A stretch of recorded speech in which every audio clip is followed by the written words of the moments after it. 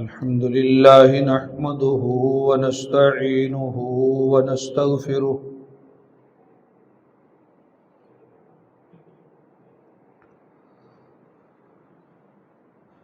ونعوذ بالله من شرور أنفسنا ومن سيئات أعمالنا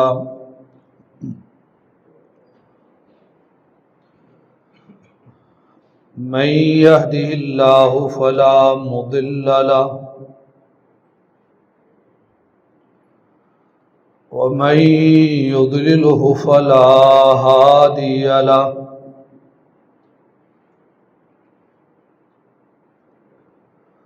ونشهد أن لا إله إلا الله وحده لا شريك له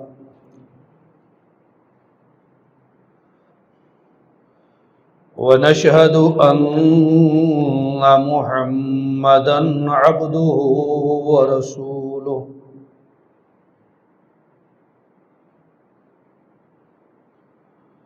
أرسله بالحق شاهدًا ومبشرًا ونذيرًا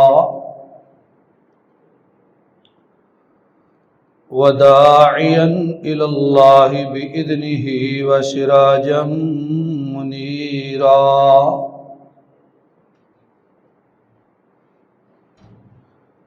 اللهم صل على محمد وعلى آل محمد كما صليت على إبراهيم وعلى آل إبراهيم إنك حميد مجيد اللهم بارك على محمد وعلى آل محمد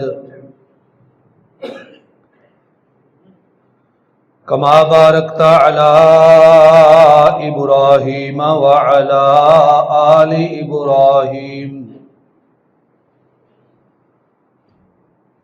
إنك حميد مجيد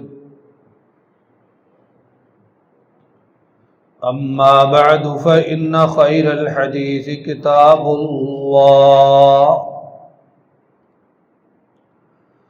وخير الهدي هدي محمد صلى الله عليه وسلم وشر الأمور محدثاتها وكل محدثة بدعة وكل بدعة ضلالة وكل ضلالة في النار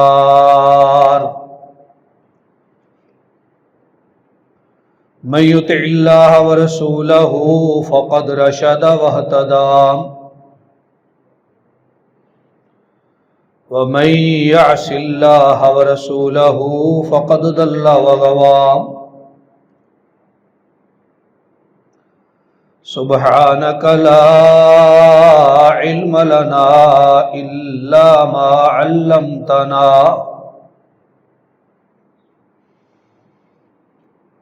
إنك أنت العليم الحكيم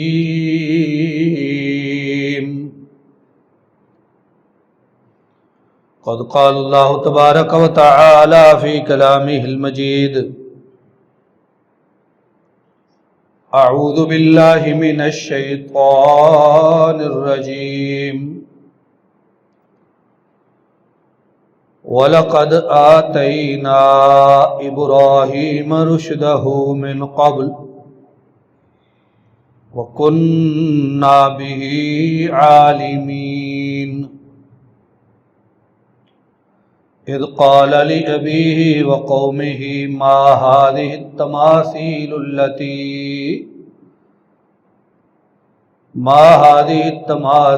التي أنتم لها عاكفون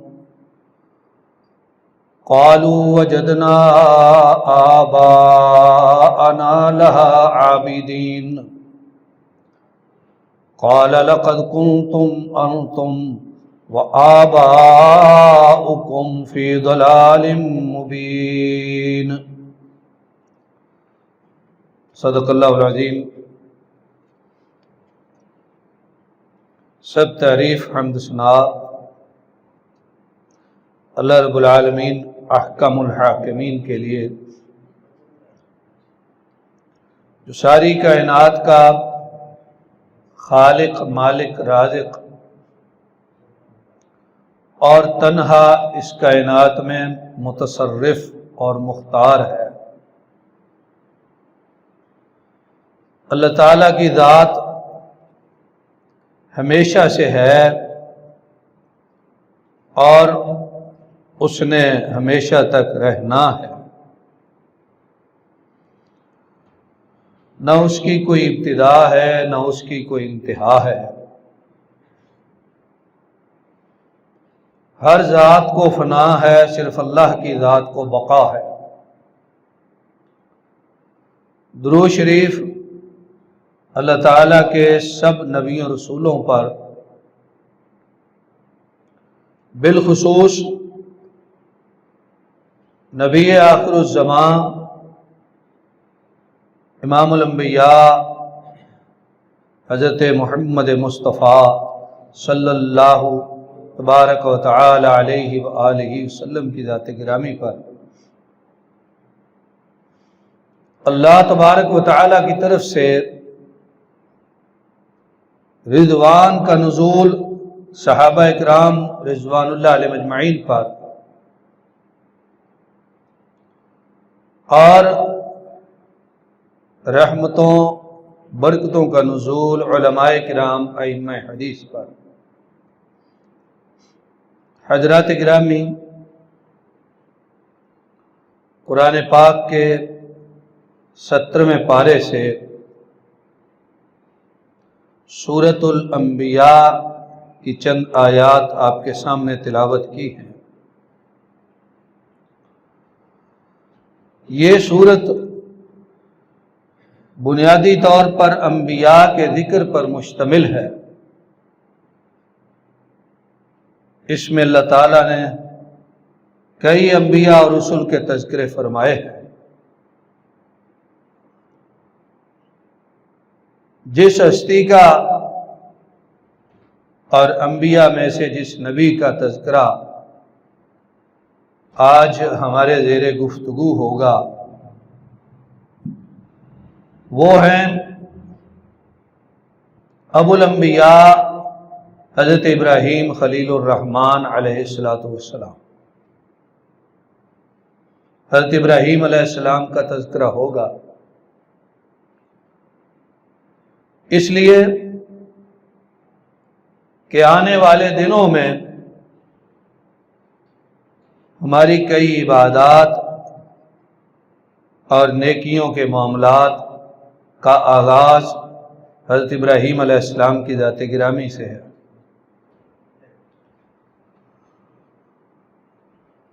حضرت ابراہیم علیہ السلام کو نوح ثانی اور آدم ثالث بھی کہا جاتا ہے۔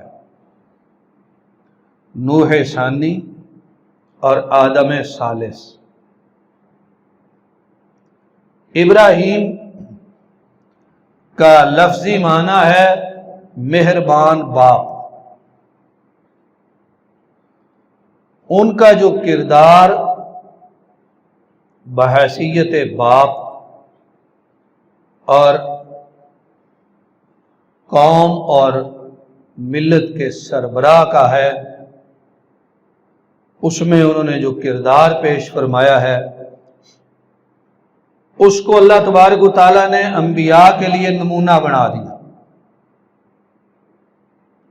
بعد والے انبیاء کو اور ہمارے نبی جو آخری نبی ہیں جناب محمد مصطفیٰ صلی اللہ علیہ وسلم، سب کو یہی فرمایا کہ ملت ابراہیم کی پیروی کرو۔ ابراہیم کو ہم نے امام بنا دیا ہے۔ یہ نوح ثانی ہے اور آدم ثالث ہے۔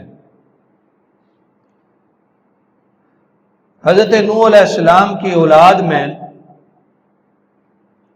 ان کا ایک بیٹا تھا سام، حام، یافس اور کنعان، یہ 4 بیٹے تھے۔ سام کی اولاد سے حضرت ابراہیم علیہ السلام پیدا ہوئے،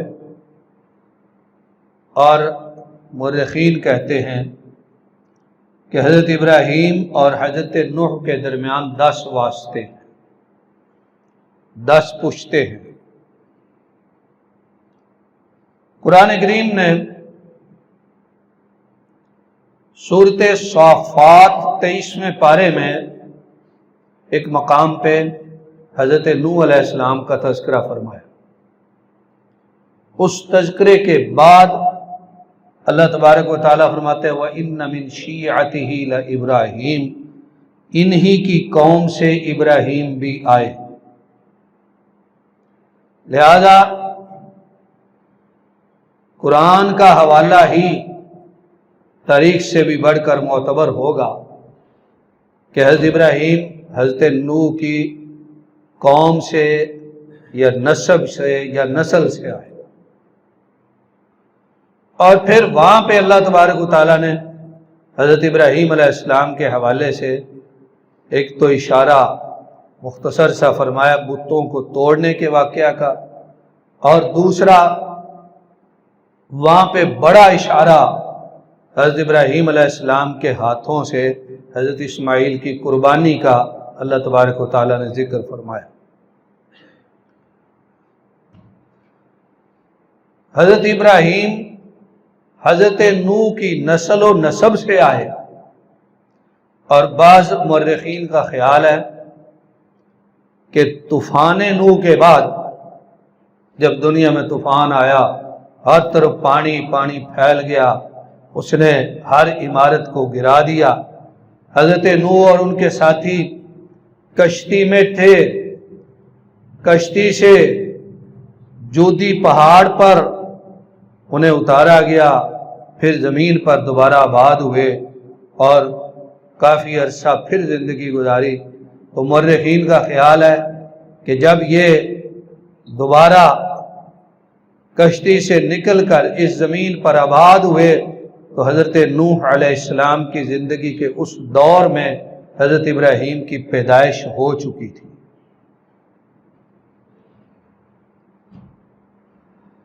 اللہ تبارک و تعالیٰ نے فرمایا وَلَقَدْ آتَيْنَا إِبْرَاهِيمَ رُشْدَهُ مِنْ قَبْلُ،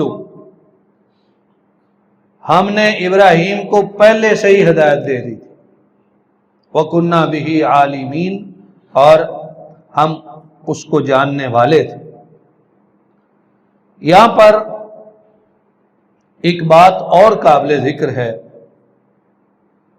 کہ قرآن کریم نے حضرت ابراہیم علیہ السلام کے حوالے سے اس بات کا واضح تذکرہ فرمایا۔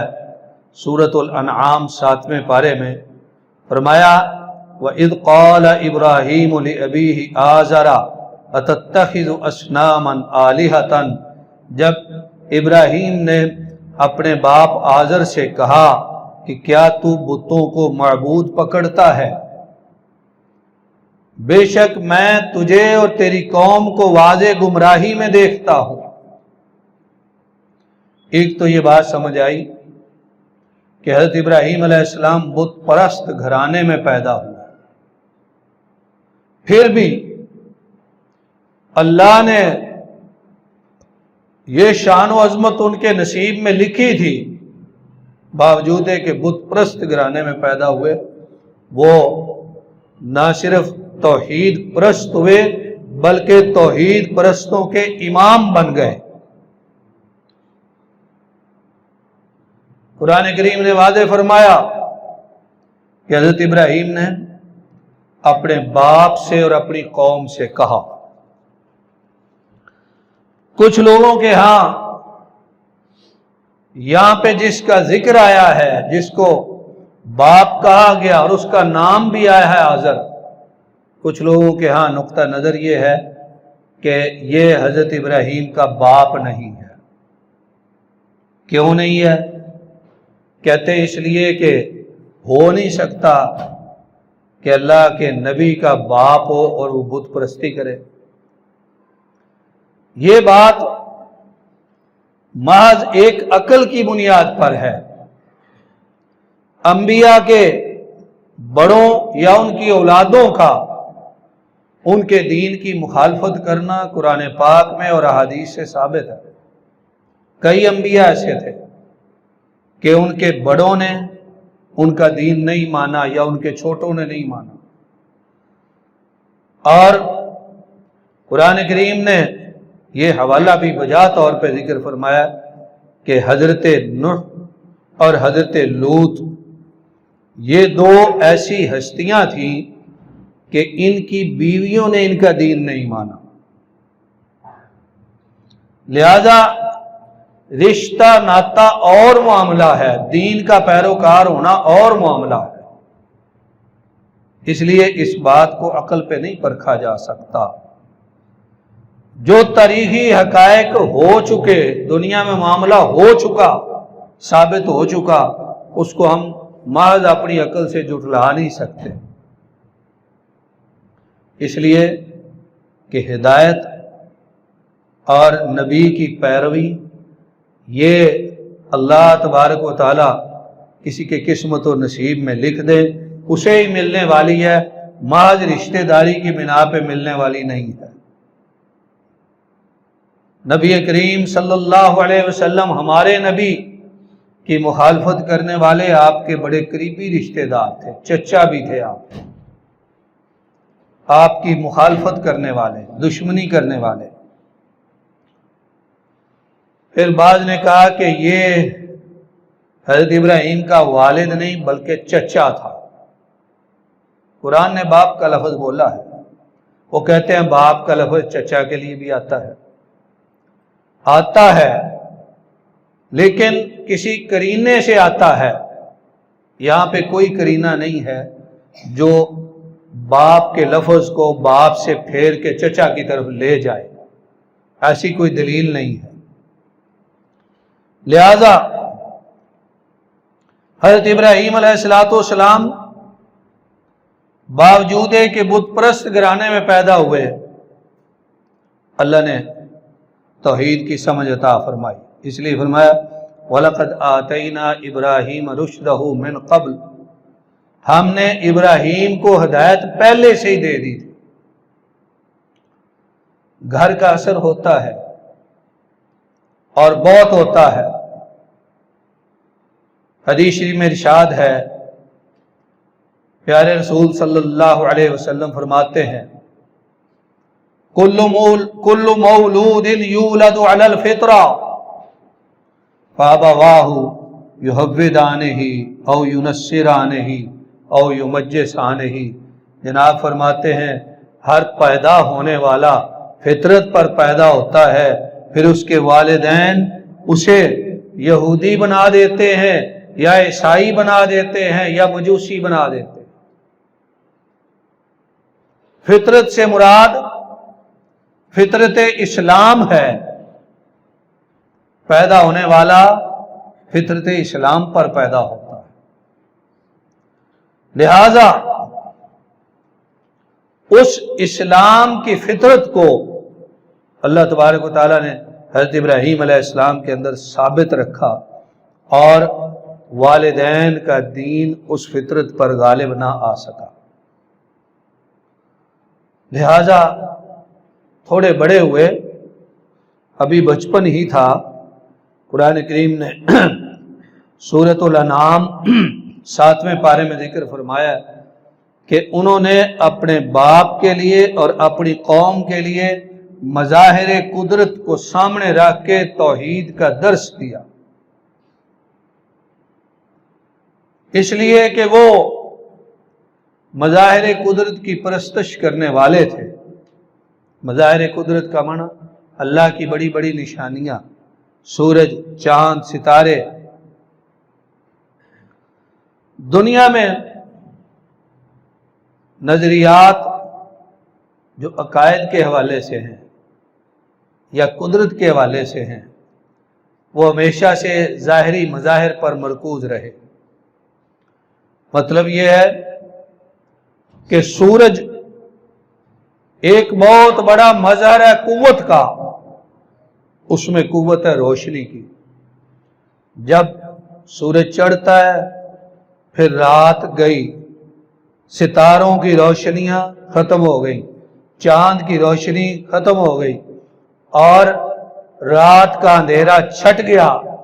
لہذا دنیا میں یہ پہلے سے باور کیا جاتا تھا کہ یہ جو سورج ہے یہ قدرت، یہ بہت بڑی قدرت اپنے اندر رکھتا ہے، اس کے اندر روشنی کی قدرت ہے، اس میں گرمی کی قدرت ہے، اس میں جلانے کی قدرت ہے۔ لہذا زمانہ قدیم سے بعض انسانوں نے نظریہ قائم کر لیا جب اس کے اندر قدرت بہت ہے تو یہ معبود ہے، اس کی عبادت کرنی چاہیے، عبادت کرنے لگے۔ اس لیے قرآن پاک نے یہاں پہ تذکرہ فرمایا حضرت ابراہیم علیہ السلام نے اپنی قوم سے کہا فَلَمَّا جَنَّ عَلَيْهِ اللَّيْلُ رَآ كَوْكَبًا قَالَ هَذَا رَبِّي فَلَمَّا أَفَلَ۔ فرمایا جب حضرت ابراہیم علیہ السلام نے ستارہ دیکھا تو قوم کو سمجھانے کے لیے کہا یہ رب ہے۔ جب چھپ گیا قالا، حضرت ابراہیم علیہ السلام نے فرمایا لا احب الآفلین، میں چھپنے والوں سے محبت نہیں کرتا، چھپنے والوں سے محبت نہیں کرتا۔ اس محبت سے کیا مراد ہے؟ محبت عبودیت، یعنی میں چھپنے والوں سے ایسی محبت نہیں کرتا کہ میں انہیں معبود بنا لوں۔ حضرت ابراہیم علیہ السلام نے یہ بات سمجھائی۔ مورخین فرماتے ہیں جب اگلی رات ہوئی فلما رأى القمر بازغا قال هذا ربی، جب اگلی رات ہوئی چاند نکلا کہا یہ رب ہے۔ فلما افل، جب وہ بھی چھپ گیا قال لئن لم يهدني ربی لأكونن من القوم الضالین، فرمایا اگر میرا رب مجھے ہدایت نہ دے تو میں گمراہ قوم میں سے ہو جاؤں گا۔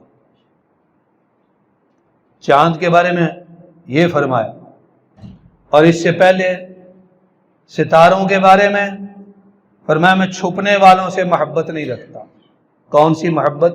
جس محبت کے نتیجے میں بندگی کی جائے۔ یہ وہ چھپنے والے ہیں،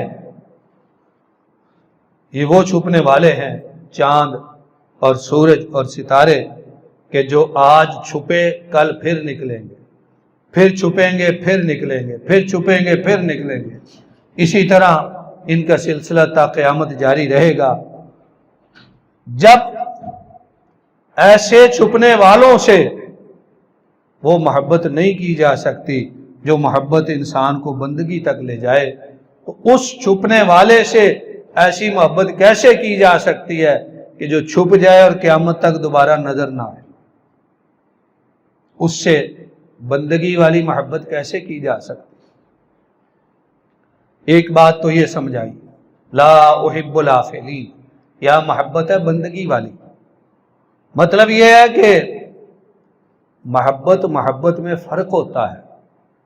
لوگ کہتے ہیں کہ فلاں مسلک والوں کو چلے ہمارا نام لیں، ان کو اولیاء کرام سے محبت نہیں، یہ بات درست نہیں۔ ہاں ہم یہ کہیں گے کہ وہ محبت جو بندگی تک لے جائے وہ ہمیں محبت حاصل نہیں ہے، اور وہ محبت جو بندوں کی بندوں کے ساتھ ہوتی ہے جس کی اجازت ہے وہ ہے ہمیں، اور بہت زیادہ حاصل ہے۔ رسول کریم صلی اللہ علیہ وسلم فرماتے ہیں، اللہ تعالیٰ کا فرمان ہے حدیث قدسی من عادى لي وليا فقد آذنته بالحرب، جس نے کسی میرے ولی سے دشمنی رکھی میرا اس سے اعلان جنگ ہے۔ لہذا یہ کیسے ہو سکتا ہے کہ ہم ان سے محبت نہ رکھیں جن سے محبت نہ رکھنا اللہ سے اعلان جنگ ہے؟ ہم کیوں اللہ سے اعلان جنگ کریں؟ محبت ہے، لیکن وہ محبت جو بندوں کی بندوں کے ساتھ ہوتی ہے وہ محبت نہیں کہ جو محبت بندوں کی تعظیم اس قدر پیدا کرے یا اس قدر تعظیم تک لے جائے کہ بندوں کو خدا بنانا پڑے۔ ہمارے پیارے نبی جناب محمد مصطفیٰ صلی اللہ علیہ وسلم نے سب سے بڑا کام یہ کیا ہے کہ خدا کے بندوں کو بندوں کی بندگی سے نکال کر خدا کی بندگی میں لے آئے۔ بندوں کی بندگی کرنی تھی تو پھر انبیاء اور رسول کے آنے کی ضرورت ہی نہیں تھی، انبیاء آئے اسی لیے تھے۔ فرمایا لا احب الافلین، میں ان سے محبت نہیں کرتا جو چھپ جاتے ہیں۔ اب جو اللہ نے بنائی ہوئی چیزیں ہیں، بڑے بڑے مظاہر قدرت ہیں، سورج، چاند، ستارے، آسمان، زمین، ہم ان سے محبت کیوں نہ کریں؟ اللہ کی بنائی ہوئی چیز محبت ہے، لیکن وہ محبت نہیں ہے جو بندگی والی ہوتی ہے۔ اور چاند کے تناظر میں فرمایا لَئِن لَّمْ يَهْدِنِي رَبِّي لَأَكُونَنَّ مِنَ الْقَوْمِ الضَّالِّينَ، اگر میرے رب نے مجھے ہدایت نہ دی تو میں گمراہ لوگوں میں سے ہو جاؤں گا۔ اسی طرح کا اشارہ شروع کی گفتگو میں آپ سن رہے تھے کہ اصل میں ہدایت اللہ کے ہاتھ میں، ورنہ کوئی بھی گمراہی کی طرف جا سکتا ہے۔ اور ہمارے نبی جناب محمد مصطفیٰ صلی اللہ علیہ وسلم کو تو اللہ تعالیٰ نے مخاطب کر کے فرما دیا، فرمایا کہ آپ انک لا تہدی من احببت، جس کو آپ چاہیں ہدایت نہیں دے سکتے، ہدایت اس کو ملے گی جس کو اللہ چاہے گا۔ فرمایا اگر میرے رب نے مجھے ہدایت نہ دی تو میں گمراہوں میں سے ہو جاؤں گا۔ قرآن پاک اس واقعہ کو آگے بڑھاتا ہے، فرمایا پھر اگلا دن ہوا فلما رأى الشمس بازغة قال هذا ربي هذا اکبر، اگلا دن آیا سورج چڑھ گیا، کہا یہ بہت بڑا چمکنے والا ہے، یہ رب ہے۔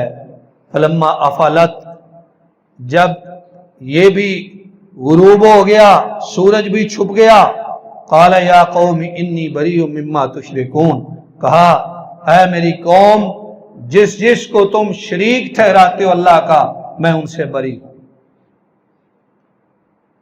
یعنی میں تمہاری طرح شرک نہیں کر سکتا، میں شرک سے بری ہوں۔ چاہے تم کسی بڑی مخلوق کو شریک بناؤ یا چھوٹی کو، مما تشرکون بالکل عام لفظ ہے، جس کو بھی تم شریک ٹھہراتے ہو میں اس سے بری ہوں، یعنی میں اس کو اللہ کا شریک نہیں بنا سکتا جس کو تم بناتے ہو۔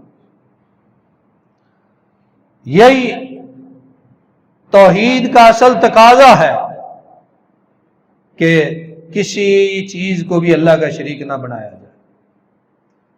جب اتنے بڑے چاند، سورج، ستارے شریک نہیں ہو سکتے تو چھوٹے چھوٹے حجر اور شجر کیسے اللہ کا شریک، اللہ کے شریک ہو سکتے ہیں اور اس کے اختیار میں اس جیسے ہو سکتے ہیں۔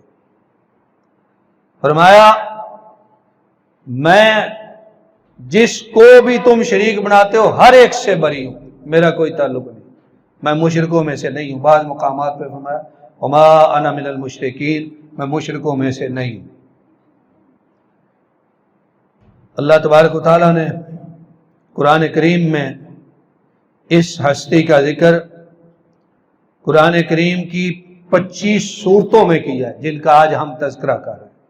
حضرت ابراہیم علیہ السلام، قرآن کریم کی 25 صورتوں میں ان کا ذکر آیا ہے، اور اگر ہم آیات کی تعداد دیکھیں تو ان 25 صورتوں کی مختلف آیات میں حضرت ابراہیم کا ذکر ہے، اور حضرت ابراہیم کے ذکر پر مشتمل جو آیات ہیں ان کی تعداد 63 ہے۔ 25 سورتوں میں اور 63 آیات میں حضرت ابراہیم علیہ السلام کا ذکر آیا ہے قرآن پاک۔ اس سے اندازہ فرمائیے کہ یہ کیسی جلیل القدر ہستی ہیں۔